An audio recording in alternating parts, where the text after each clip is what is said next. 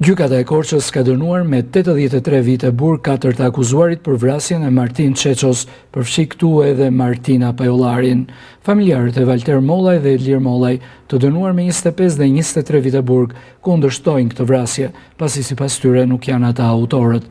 Ata gjithashtu tregojnë se natën e ngjarjes, të dy kushërinjt Mollaj kanë qenë në banesë dhe jo në fshatin Kolanec, ku banonte viktima. Ata tregojnë se kanë komunikuar me Valter dhe Edlir Mollaj, të cilët janë duke vuajtur dënimin në burgun e Peqinit, dhe asnjëri prej tyre nuk ka pranuar akuzën e ngritur nga prokuroria e Korçës. Andaj unë dua vetëm drejtësinë e djalit tim dua, s'dua gjë tjetër. Të dalje drejt e djalit tim se nuk është djali i atill, ndaj po them. Na kanë shkatëruar problem 3 vjet, ne e di me shpirtin jon. Më ka shkatëruar fëmijën, ngrihen fëmija.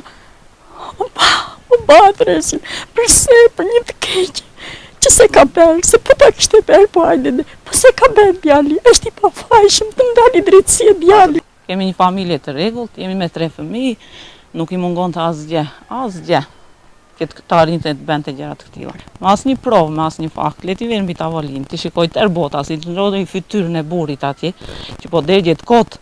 Po vuan pa fajsin, po vuan një gjë që se ka bërë kur, t'ja u lartë martak. Po të mesh djali me Martin Pajollarit. Po unë djemë në Orbiri, e kam batu mësus 10 vjet mësus. Edhe një po të them, po të besoj shty të besoj, në unë të besoj. Po si arriti djali im, po të që ka që budala, pse se borë të futin në Elbasan, atë të qmedurit. Të merte djalim një budala, një atë të dhenve, edhe atë Martin. I dhenë më në kësha që banë bashkë me këta, është së mbronde do dhëndë. është një gjë që është bërë pa drejtësi e madhe, ju lutem qeverisë të vendorë se s'kemi bërë asgjë. Djalë e kisha në shtëpi, të natë fliste telefonët me dashur, aty në balkon të ndjenja gjerë, sa manet dashur në ti, e kisha djalë në shtëpi, është bërë pa drejtësi. Nga ana tjetër, nëna e Martina Pajollarit tregon se ka gënjur në deklaratën e saj për shkak të presionit të kryer nga oficerët e policisë gjyqësore. I tha ata si ca nga mendja tyre ato, e ca nga frika që i tha Çupës. Unë dilja jashtë, atë Çupën e torturuan atij, edhe goditën bile Çupën. I thanë tregot vërtetën. Është dënuar kështu kot e mbajnë Çupën. Me 20 vite burg u dënua edhe Martina Pajollari, si dhe me 15 vite burg Bledi Angjo.